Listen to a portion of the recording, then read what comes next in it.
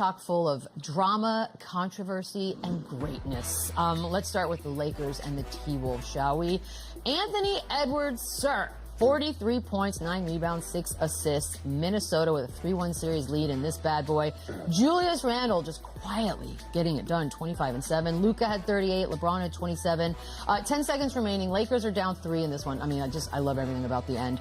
The refs actually end up overturning an out-of-bounds call that would have given the ball back to Los Angeles, and instead called LeBron for a foul on Anthony Edwards. So afterwards, LeBron obviously is going to disagree with that, said that the hand is part of the ball. I'll start with you, Chandler. And by the way, we have a lot of these ref call situations today. So about this one, what do you think? First of all, how about the Hawkeye? I mean, what is that fancy camera? I've never heard of that, but listen, I love the fact that they got this right. And the hand is part of the ball, but this is clearly his wrist. And I like that they can review this and get it right. Now, on the flip side, what we're obviously going to get to at the Pistons-Knicks, I hate that they can't review it if it's a no call. Like, either way, you should be able to get the call right at the end of the game. This was the right call. They review it. He fouled him. He clearly fouled him. They got it right, and now both teams have to live with that. Now, if you want to argue that it was the hand, the wrist, whatever, that's one thing. But I can appreciate this, and I think they can sleep easy knowing that they at least looked. Now, if you're the Pistons... Now, we'll get to it. Don't trust me. That's completely different. But this, I appreciate and I respect that they actually can do that. Even if your team's out of a challenge, which they obviously weren't, or even if there was a no call and it's clearly wrong, they have to find a way to get it correct. And they did on this possession. Lou, again, we have a lot of these today. What did you think? And the Hawkeye, did you love the Hawkeye camera? Lou, have you ever heard of the Hawkeye? I never even knew that the Hawkeye existed. And that takes away some of the fun from the NBA playoffs, right? It's like we're getting too good at the review things, and I agree with Chandler. Like, if we're gonna review every single thing and we're gonna use a camera from God knows where is this thing, like, we got to have some consistency in all of the games around the league. And, you know, obviously that's going to be impossible to do because everybody's in different cities and states and you got different plays and different bang-bang actions. But I like the fact that they did get this right. I don't like the fact that we got so many different camera angles to get it right. You don't like it?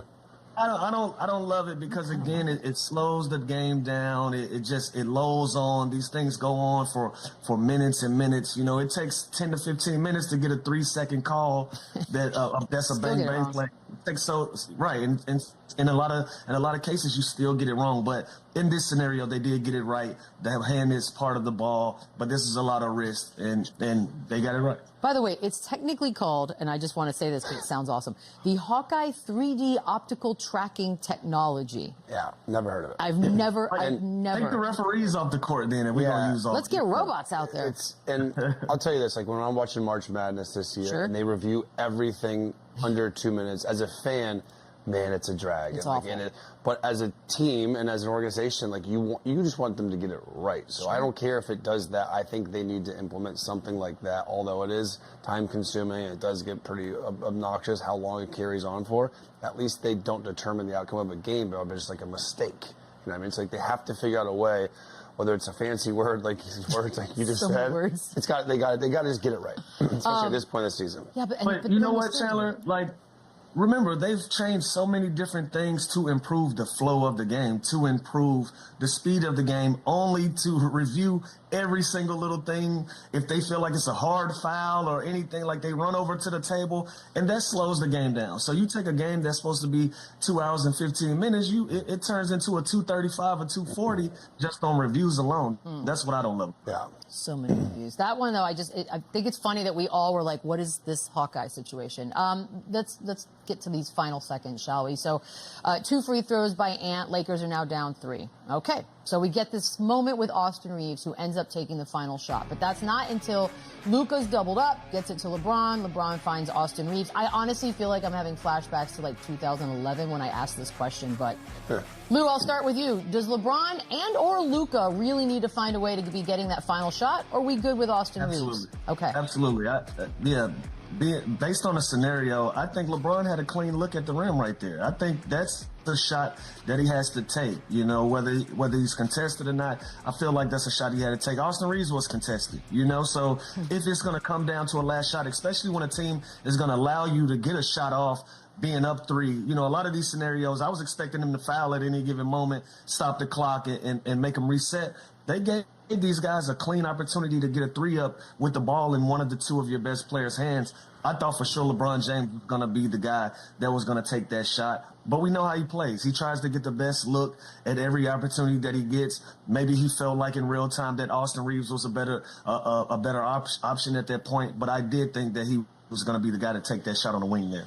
Yeah, I think it can go either way here, right? I think Randall, first of all, like Lou said, I think he should have fouled him on there. Okay. 3. Like, he had a perfect opportunity. He's kind of back on his toes. I don't even know if LeBron knew that was Austin Reeves or not. The way Julius Randle kind of came at him, I think he's that's a wide open corner 3. It's a better look. And again, we can nitpick all day long on LeBron James. Needs to be more aggressive. He always does this. He's passive towards the end of the green. If he would have taken that shot, we would have ethered him this morning, telling you it's an awful shot. Reeves was wide open in the corner. So it can go either way. Again, you want your best players taking the shots in the final moments of the game. When you have a LeBron James, you have a Luka, you don't think Austin Reeves is going to take that shot. But I didn't hate the look. Corner 3 is one of the most efficient, high percent 3-pointers in the game. So I didn't mind it, honestly. And I think his shot would have been a much lower percent shot if he hoisted up a fadeaway over. He's not a scrub. It's not like we haven't seen him make some of these big shots. 5 of 11 from 3 before that shot. But then again, you could maybe look at this and think people were tired. And why, you ask? Well, because the second half was played, all of it, by the 4 starters, Luka, LeBron, Reeves, and Rui. Dorian Finney-Smith was out there as well. All 24 minutes. Nobody got a rest, which is weird because the Lakers, correct me if I'm wrong, but were up 10 going into the 4th quarter and then happened to be outscored 32-19. So I don't know if this is a purposeful strategy on JJ's part. I don't know what the thinking was here, not buying them a little bit of rest. But LeBron, 0 points, 0 for 2 in the 4th quarter. Yeah, well, I think his comments after the game kind of solidified that it was intentional. He was going to burn more timeouts to try and give them rest. And I don't agree with that. I think when you're playing this hard, this physical, in the playoff atmosphere game where it's kind of a must-win, right? You don't want to go down 3-1. The chances of them coming back are very, very low. One of your best players is 40 years old, no matter how good a shape he's in. So I don't care if it's a minute and a half left in the quarter where you can kind of get him out and get the whole, in between quarter break to get like 5, 6, 7 minutes of real time. You got to find little pockets, especially their bench has been solid.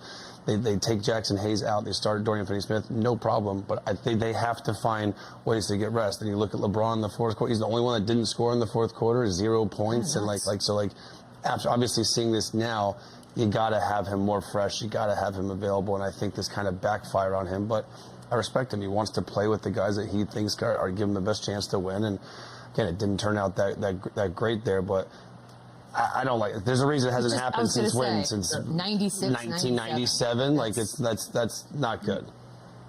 Yeah, you know what? He gambled. JJ gambled it, and it didn't go his way. Like, he failed. And at the end of the day, we've talked about this, and now it's rearing its head. We've been talking about this all year long. This Lakers team don't have a deep bench. They're not a deep basketball team. They're a team that are top heavy. They have a super talented. But what do you get when you go to your bench? And in Game 3, their bench had 11 points, excluding Finney-Smith, who had 8 points coming off the bench. In Game 4, he had 0 points outside of Finney-Smith off the bench. Like, he's showing you, I'm going to push all my chips to the middle of the table, and I'm going to take this gamble with the guys that I know, that I feel like I have confidence in giving me the best opportunity to win this basketball game, and we've talked about this all year. So when it comes down to such a pivotal game, especially a Game 4 where you can go down 3-1 like they are now, you got to play the guys that's going to give you the best chance to win the game. Now, was it the smartest thing to do? We can argue back and forth about that, but you got to give yourself an opportunity when you feel like your bench isn't giving you the production that's needed, especially when you're being outscored in the 4th quarter. You don't want to go down 3-1, so you're trying to keep guys on the floor. And on the flip side of that, these guys are tired, and you got a 41-year-old guy out there playing 24 straight minutes in his show. We've never seen him play that way. We've never seen him have the results that he had in the 4th quarter, not being able to score up until now. So you have to look at that. You got to consider all of those things. Yeah, and the 4th quarter, they've struggled all series. So I respect JJ Redick kind of making adjustments like this, trying different things. Again, I think there is some minutes here. to figure out how you can get these guys rest, more timeouts, and then when they needed the timeout, though, are they going to have them available because you're trying to get so much rest? So, again, it was a risk. I respect it, but the Wolves also have been doing a great job in the fourth quarter, making them work, putting Luka in actions. LeBron had some great defensive plays down here, so it's not like he was just out there not scoring. He did impact the game, but I'd like my 40-year-old superstar fresh, and you're not going to be that way playing 24 minutes for him. Got to find a balance. Where do you go?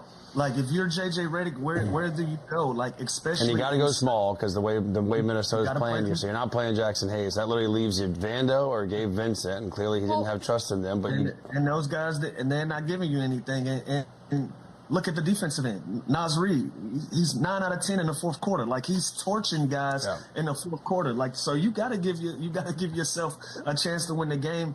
But again, what do you do when your hands are tied, when you got to find 3 or 4 minutes for your 41-year-old superstar to find rest, to keep his legs up under him?